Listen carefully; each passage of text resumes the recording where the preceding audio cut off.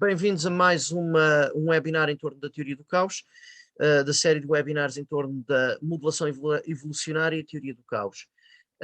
Este webinar está inserido em várias playlists de webinars, numa playlist de webinars sobre dinâmica de sistemas, numa playlist de webinars sobre teoria de jogos, dado que estamos a lidar com uma continuidade a partir da teoria de jogos ao nível da modelação evolucionária, e também tem uma playlist própria de webinars em torno da teoria do caos. Este é o segundo webinar em torno da modelação evolucionária e teoria do caos, e vamos trabalhar em continuidade com o webinar anterior. Na descrição do vídeo é colocada todos os elementos, portanto, para as diferentes playlists, incluindo para o webinar anterior, para poderem seguir, portanto, seguindo o webinar anterior, e este webinar pressupõe terem visto o webinar anterior em torno da modelação evolucionária e teoria do caos. E vindo então na sequência desse webinar anterior, rememorando um pouco o webinar anterior, nós vimos no webinar anterior o conceito de mapa dinâmico, vimos um exemplo de um mapa dinâmico, que é o mapa linear, fizemos uma simulação desse mapa dinâmico, vimos as diferentes órbitas desse mapa dinâmico, incluindo o crescimento exponencial, ponto fixo, portanto vimos a partir desse mapa diferentes conceitos, de diferentes tipologias de dinâmicas, para além do ponto fixo, o crescimento exponencial, decaimento exponencial, oscilações decrescentes, ou seja, decaimento alternado, oscilações crescentes, um crescimento alternado e ainda ciclo, uma dinâmica periódica, neste caso na forma de um ciclo de período 2. Ora bem, isso foi no caso do mapa linear, em que vimos também o mapa linear, que já agora, portanto, a dinâmica dele é não linear, gera, por exemplo, a dinâmica exponencial, chama-se mapa linear porque a equação dinâmica para o valor seguinte da variável dinâmica é uma equação linear. Vimos também o conceito de ponto fixo, como um equilíbrio dinâmico, como calcular o ponto fixo e ainda um pouco a relação com a teoria de jogos. Ora bem, considerando a questão dos pontos fixos, se reparar na teoria de jogos, nós tivemos também, quando se fala nos pontos fixos, estamos também a pensar, por exemplo, um equilíbrio de jogo corresponde a um ponto fixo. Por exemplo, mesmo na teoria clássica de Nash, se nós iniciarmos num equilíbrio de jogo, num equilíbrio de Nash, nenhum dos jogadores tem vantagem em mudar de estratégia. E, por exemplo, um jogo que tem como equilíbrio geral um equilíbrio de jogo, portanto a ideia é que todos os jogadores escolhem esse equilíbrio, sendo que nenhum dos jogadores tem vantagem em unilateralmente mudar de estratégia. Ou seja, se está nesse equilíbrio, não se sai desse equilíbrio. É um conceito de ponto fixo do ponto de vista dinâmico. Se tivermos mais do que um equilíbrio de jogo, então nenhum dos jogadores se inicia num dos equilíbrios de jogo, nenhum dos jogadores tem vantagem em unilateralmente mudar de estratégia, vai ficar nesse ponto fixo. Existindo mais do que um equilíbrio de jogo, temos mais do que um ponto fixo, mas em cada um dos casos permanece sempre nesse equilíbrio. Ora, neste webinar vamos expandir um pouco mais os modelos evolucionários e vamos trabalhar com um exemplo de aplicação, neste caso uma escola de voo. E a ideia é modelar os cash flows das operações, portanto das atividades operacionais dessa escola de voo, desde a fase de lançamento do negócio até à maturidade, em que estamos a modelar o ciclo de vida do negócio. E aqui temos o crescimento, quando estamos a trabalhar com um crescimento, com limites ao crescimento, ou seja, a ideia é que temos uma fase de lançamento, no caso do ciclo de vida do negócio, temos uma fase de lançamento, depois uma fase de crescimento, que é uma fase de crescimento exponencial, depois começa a abrandar o crescimento devido a limites ao crescimento e depois tende para um valor fixo, que é um ponto fixo e que corresponde a um valor sustentável em que permanece lá, que corresponde à maturidade. Claro que no ciclo de vida do negócio também podemos ter o decaimento, portanto o declínio posteriormente, mas no ciclo de vida do negócio tradicional, em que nós ficamos na maturidade e estabilizamos na maturidade, a ideia é que temos um crescimento exponencial, depois vai abrandar e depois fica nesse valor, num valor fixo ao nível de maturidade. Ora bem, isso corresponde àquilo que se chama o crescimento logístico. No modelo de crescimento logístico, assume-se que existem limites ao crescimento ligados à existência, no caso da gestão, de concorrência e também de mercado potencial que limitam o crescimento do negócio. Ora bem, é isso que nós temos em termos de limite, de ideia de crescimento logístico. Ora, para modelar o crescimento logístico, entra em jogo o chamado mapa logístico. Eu tenho aqui algumas equações, neste caso, aqui este xt igual a rxt menos 1, foi só para rememorar o mapa linear por causa de uma comparação do mapa logístico com o mapa linear. Aqui a nossa variável dinâmica é o cash flow das atividades operacionais, o cash flow operacional no período T, e a taxa de crescimento é maior que zero. Ora bem, considerando então a variável dos cash flows, temos aqui a estrutura do seu mapa dinâmico, em que temos C de T é igual a R C de T menos 1 vezes 1 menos C de T menos 1 sobre K. Se reparar, as equações dinâmicas podem ser expressas quer como xt para xt mais 1 ou xt menos 1 para xt. Tanto faz, é indiferente. A ideia é qual é o valor seguinte no tempo em função do valor anterior. Isso é a ideia do mapa dinâmico. E temos aqui representado o mapa linear e aqui embaixo o mapa logístico. Qual é a diferença entre um e outro? Se reparar e aplicarmos aqui a propriedade distributiva, ficamos com RC de T menos 1 menos RC de T menos 1 ao quadrado. Ou seja, o valor seguinte dos cash flows é igual à taxa de crescimento vezes o valor anterior, menos RC de T menos 1 ao quadrado sobre K. Ora bem, em que K é aquilo que se chama a capacidade de carga no caso da biologia, o tamanho do mercado potencial no caso da gestão, no caso das finanças seriam cash flows máximos. Na verdade, no caso do modelo logístico, do mapa logístico, não são sustentáveis, já vamos ver porquê, a não ser que modificássemos aqui o modelo para um K mais um valor adicional. Porque é que não vão ser sustentáveis? Portanto, porque o valor do mapa vai conduzir a um colapso. No caso biológico, conduziria literalmente ao colapso da população, se fosse atingido. Portanto, são os recursos máximos em que a população consome os recursos todos. Esses seriam os cash flows máximos que a empresa conseguiria obter, mas a seguir iria colapsar.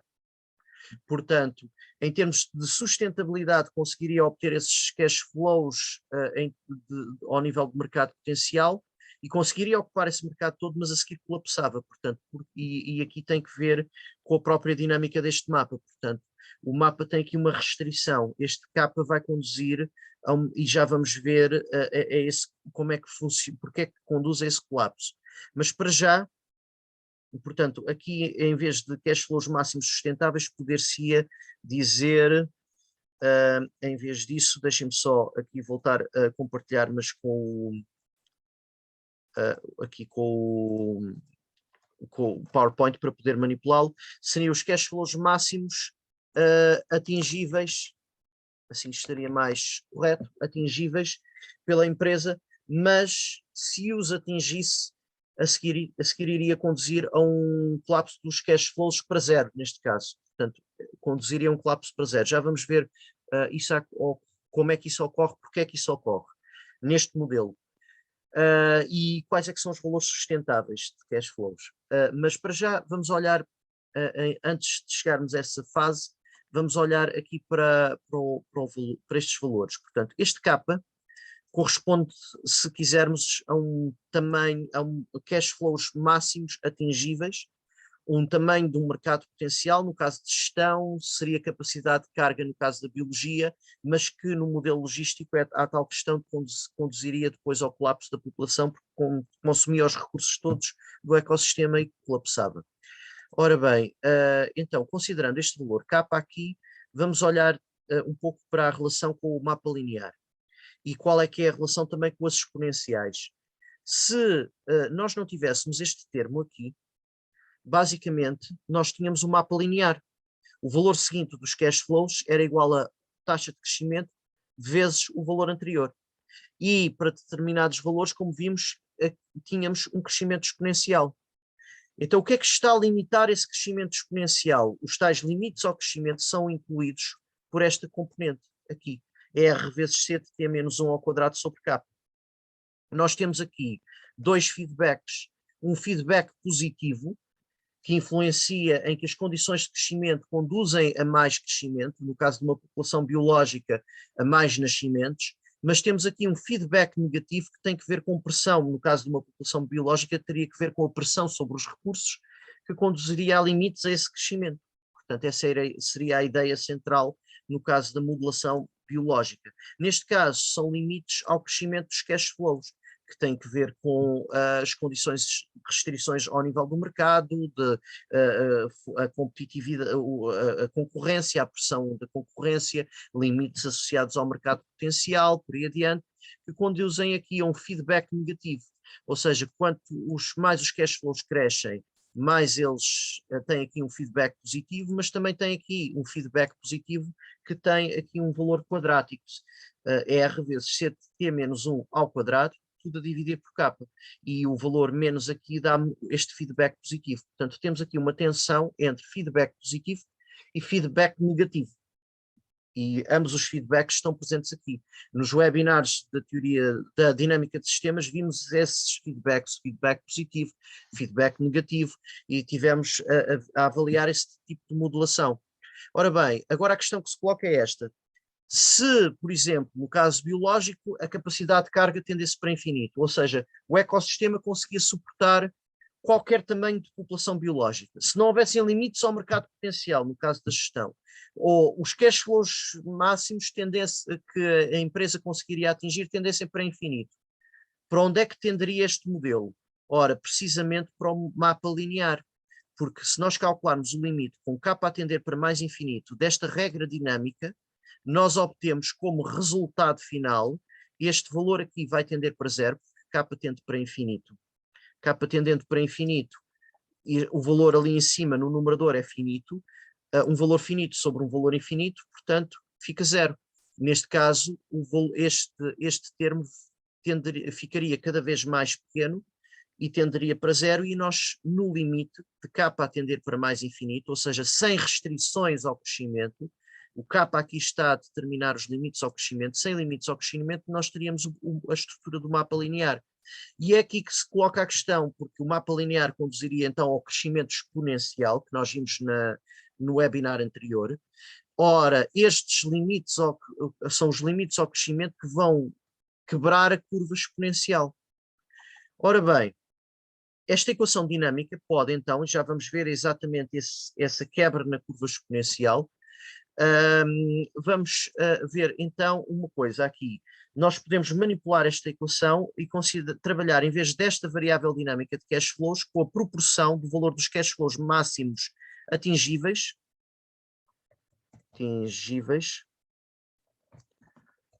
Já vamos ver a questão do colapso. Portanto, proporção do valor dos cash flows máximos atingíveis que a empresa obtém no momento T. Ou seja, se K são os cash flows máximos que a empresa poderia obter, C de T sobre K é a proporção dos cash flows, C de T sendo os cash flows que a empresa obteve no momento T. K os cash flows máximos, se eu fizer esta divisão, tenho a proporção do valor dos cash flows máximos atingíveis.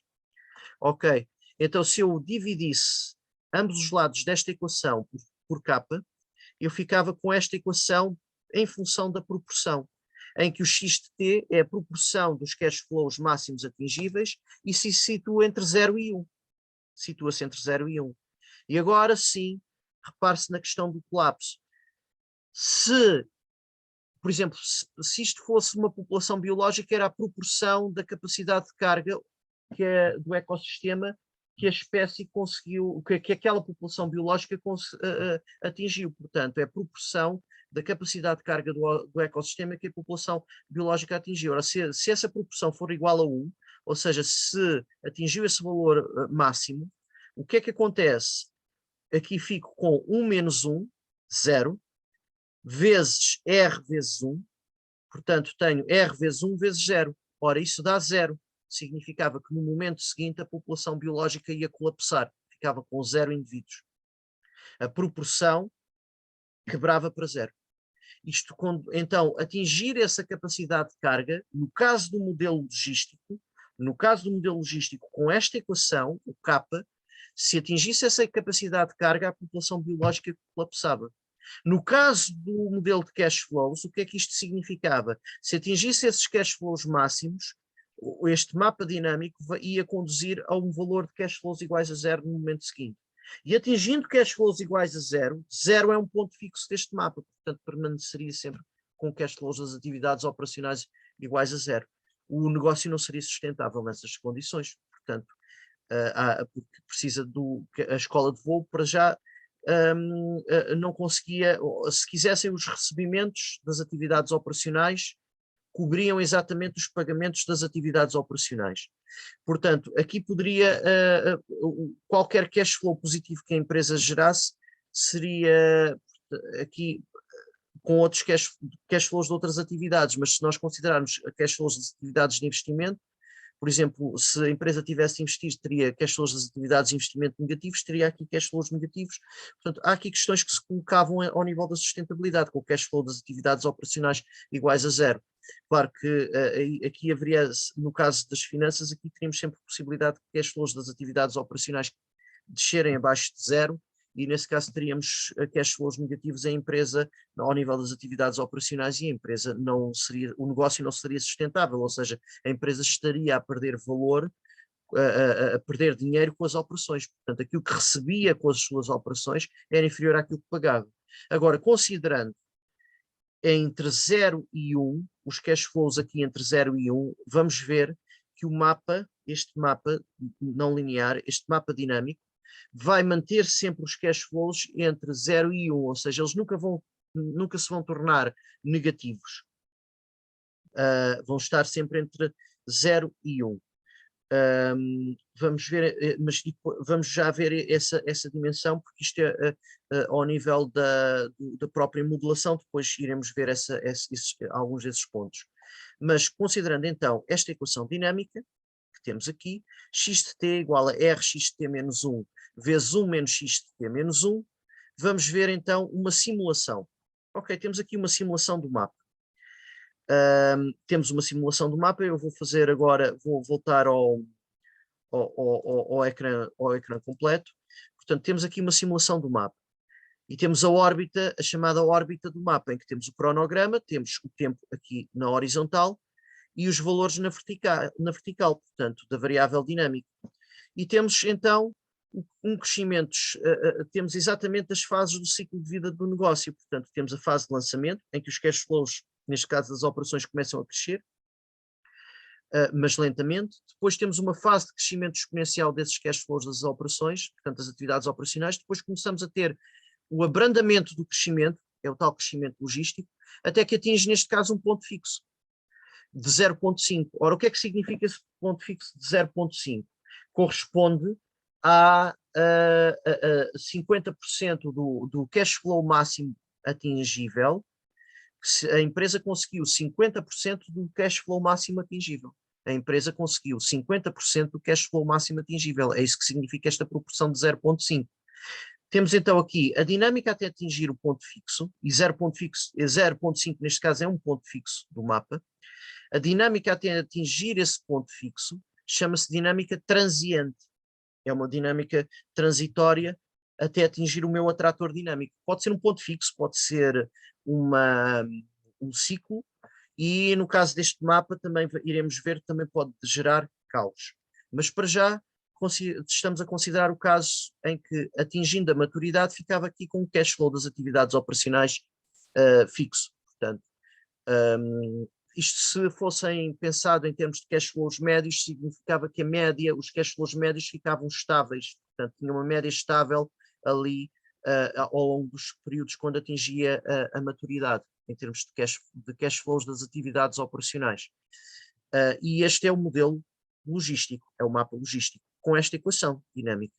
Ok, vamos olhar então um pouco para a estrutura do mapa. Temos esta estrutura do mapa, isto é o valor no momento anterior, aqui na horizontal, na vertical temos um valor no momento seguinte. E se reparar, ele situa-se entre 0 e 1. Aqui, quando temos o valor 0, o mapa dá 0.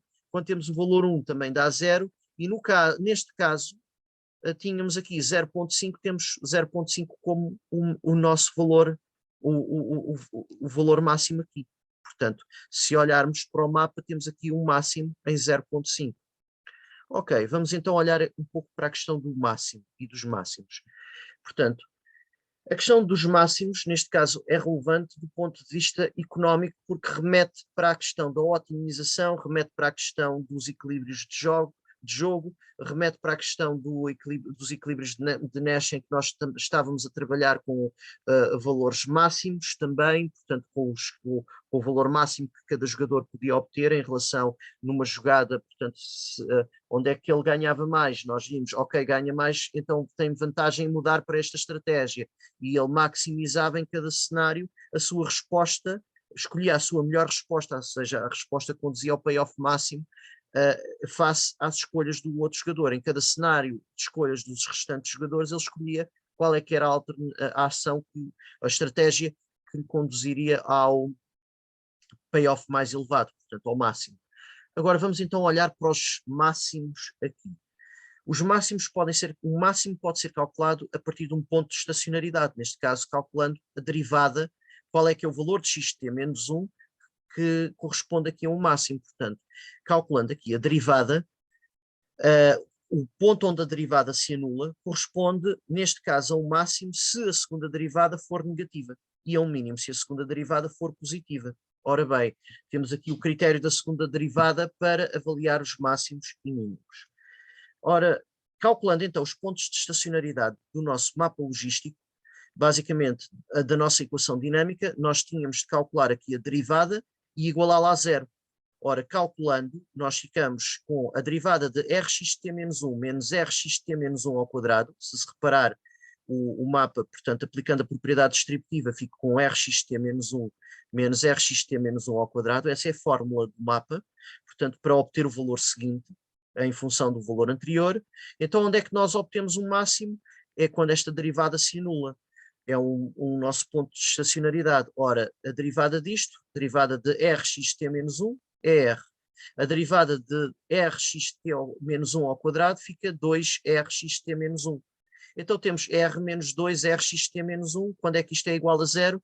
Quando menos 2rxt-1 é igual a menos r, passei o r para o outro lado trocando de sinal, e quando xt-1 é igual a 1 meio. Ou seja, quando xt-1 é igual a 1 meio, nós temos um máximo. Temos um máximo do nosso mapa. Agora a questão é qual é que é o valor máximo de xt. Portanto, ou seja, xt menos 1, já sei que quando xt menos 1 é igual a 1 meio, eu tenho ali, vou ter ali um máximo. Agora, qual é que é esse valor máximo em xt? Qual é que é esse valor máximo em xt? Vou ter de calculá-lo. Ora, calculá-lo, sei que é o máximo, porquê? Porque já agora esqueci-me de colocar esta questão, portanto, porquê é que é o máximo? Aqui é um ponto de estacionalidade, simplesmente. Como é que eu vejo que é o máximo? É que se calcular a segunda derivada, ora, é a derivada da primeira derivada, a derivada de r é zero, porque é uma constante, a derivada de menos 2rxt menos 1 vai dar menos 2r, dado que r, no caso deste mapa, está entre 0 e 4, inclusive, portanto, é superior a 0, inferior ou igual a 4. Superior a 4 explode, portanto temos uma dinâmica explosiva, portanto esta é uma restrição para este parâmetro de crescimento entre 0 e 4. A segunda derivada, neste caso, para este valor do parâmetro é negativa, logo estamos perante um máximo da função dinâmica, já sei que é um máximo, que é o que acontece aqui, quando xt menos 1 é igual a 0,5, já agora xt neste caso vai ser também igual a 0,5 e tínhamos o máximo neste caso corresponderia a um ponto fixo. Mas já iremos olhar um pouco mais para esta dimensão. Ora, calculemos então o máximo. Eu sei que obtenho um máximo quando o xt menos 1 é igual a 1 meio. Substituindo, vamos pôr xt menos 1 igual a 1 meio. Ora, fico substituindo no mapa, portanto, quando é que o meu xt max é igual a f de 1 meio, substituindo o xt menos 1 por 1 meio, fico com r vezes 1 meio menos r vezes 1 meio ao quadrado. Ora, isto vai ficar r sobre 2 menos r sobre 4, que é portanto, R vezes 1 meio é R sobre 2, 1 meio ao quadrado dá 1 quarto, fica aqui com R, é menos R sobre 4. Ora, multiplicando por 2 aqui em baixo e por 2 ali em cima, fica 2R sobre 4, posso pôr tudo sobre o mesmo denominador, 2R menos R sobre 4, fica R sobre 4. Ora, o valor máximo que a empresa consegue é obtido quando x de t menos 1 é igual a 1 meio, eu obtenho o meu máximo em R, e esse máximo vai depender, esse cash flow máximo vai depender do parâmetro R, e corresponde a R a dividir por 4. Ora, considerando que esse valor estará entre 0 e 1, com cash flows superiores a 0, inferiores ou iguais a 1, multiplicando ambos os lados, esta equação por K, eu obtenho o valor dos cash flows correspondentes, seria K vezes R sobre 4, ou seja, os cash flows, neste caso, este máximo teria de se situar entre 0 e K, e seria K R sobre 4. Quando R igual a 4, quando o parâmetro de crescimento é igual a 4, o que é que acontece?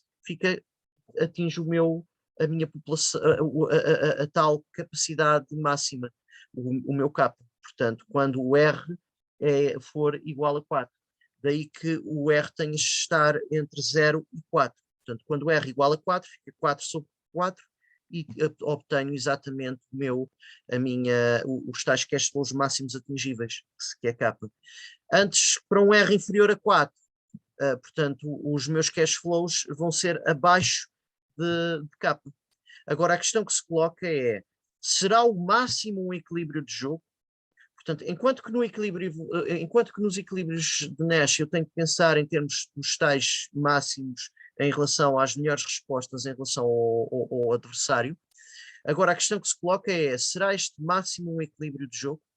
Quando é que nós temos um equilíbrio de jogo? Quando temos um ponto fixo.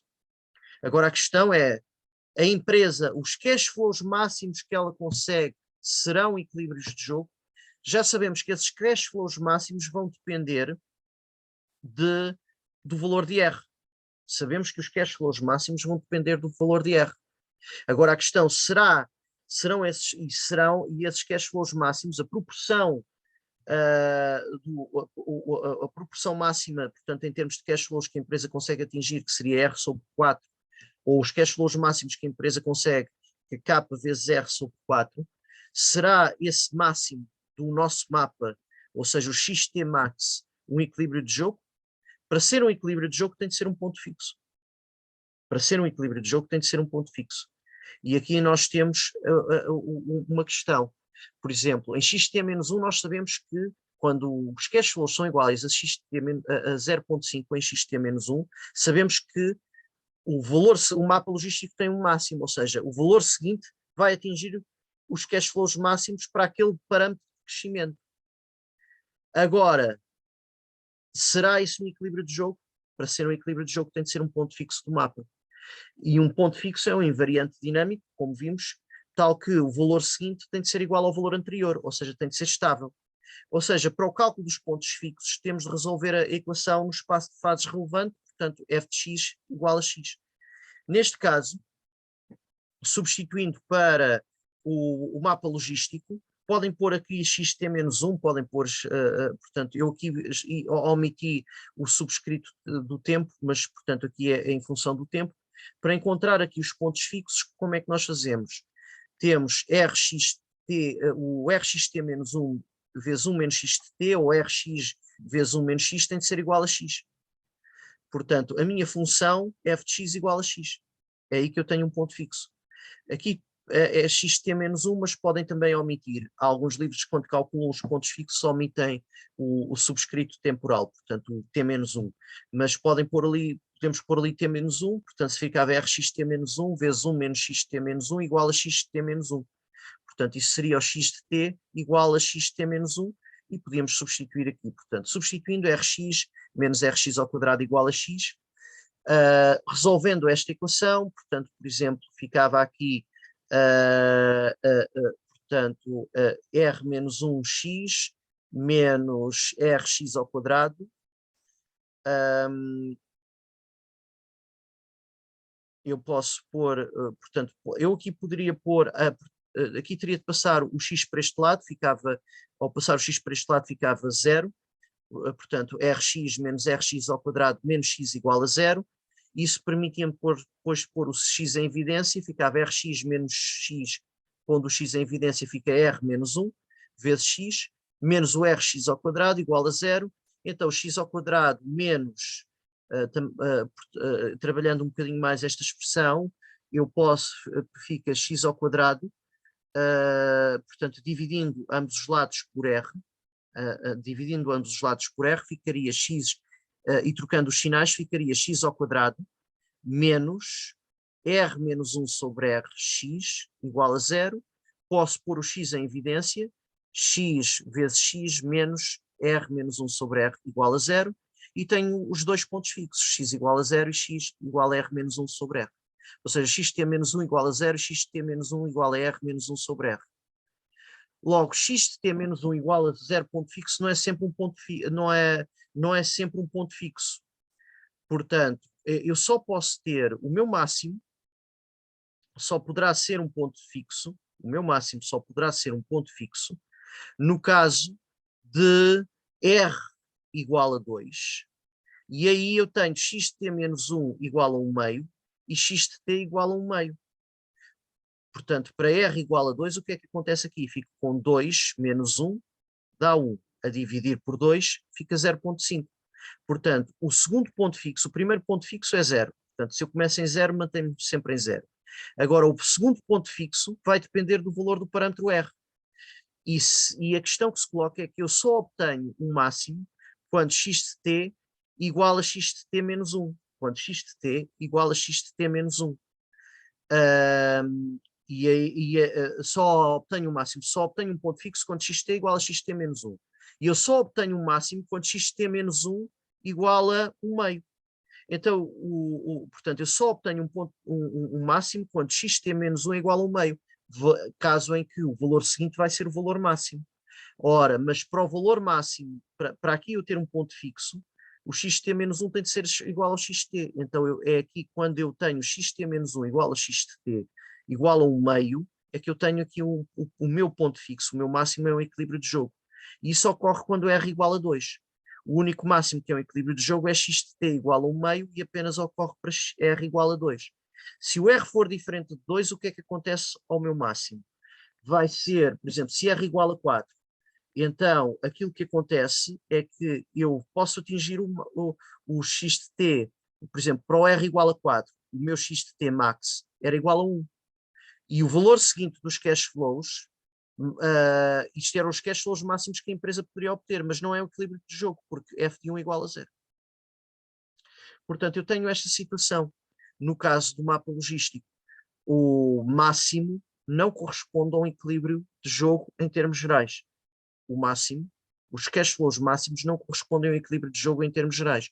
Os equilíbrios de jogo, neste caso, correspondem aos pontos fixos, que são pontos, neste caso, sustentáveis, no caso de serem pontos fixos que estejam a atrair as órbitas, ou seja, estáveis, dinamicamente estáveis. Se forem pontos fixos dinamicamente estáveis, então o mapa vai tender para esse equilíbrio dinâmico. E então, aí sim, esses são equilíbrios evolucionários estáveis e correspondem a pontos de sustentabilidade dinâmica. E os pontos fixos são sustentáveis, no sentido em que se inicia lá, permanece lá, nesse sentido são dinamicamente sustentáveis. Claro que 0 é o valor mais baixo. Agora, por exemplo, para o segundo ponto fixo, quanto uma subida do parâmetro R vai-me conduzir a um ponto fixo aqui mais elevado. Agora, a questão que se coloca é que o meu ponto fixo é um valor sustentável, de dinâmica sustentável, de equilíbrio. No entanto, a questão é se ele é evolucionariamente estável ou não, é a questão que se coloca nos modelos evolucionários. Ou seja, eu tenho um equilíbrio dinâmico, ele é dinamicamente sustentável no sentido em que se eu estou nele, permaneço nele. Agora a questão que se coloca é, se eu iniciar para diferentes valores iniciais da minha variável dinâmica, ela vai tender para esse ponto fixo ou não? Se tender para esse ponto fixo, tem um equilíbrio evolucionário estável. Será um equilíbrio de jogo, um equilíbrio sustentável de jogo, estável, dinamicamente estável, no sentido em que ele vai tender, as diferentes órbitas vão tender para ele. Agora, ele pode não ser estável. No caso de não ser estável, uma mais pequena flutuação vai fazer afastar desse valor. Portanto, a estabilidade local dos pontos fixos é uma questão fundamental nestes modelos evolucionários. Portanto, os pontos fixos são equilíbrios de jogo dinâmico. A questão que se coloca em relação ao equilíbrio de jogo dinâmico é: será o equilíbrio evolucionariamente estável ou instável? Se for estável, é globalmente estável ou apenas localmente estável? Um ponto fixo é localmente estável se dada uma condição inicial suficientemente próxima do ponto fixo, é o conceito de vizinhança neste caso, as órbitas subsequentes eventualmente aproximam-se do ponto fixo, ou seja, após uma dinâmica transiente, elas tendem para o ponto fixo, atingindo o ponto fixo, permanecem sempre lá. Portanto, isso é um conceito de estabilidade.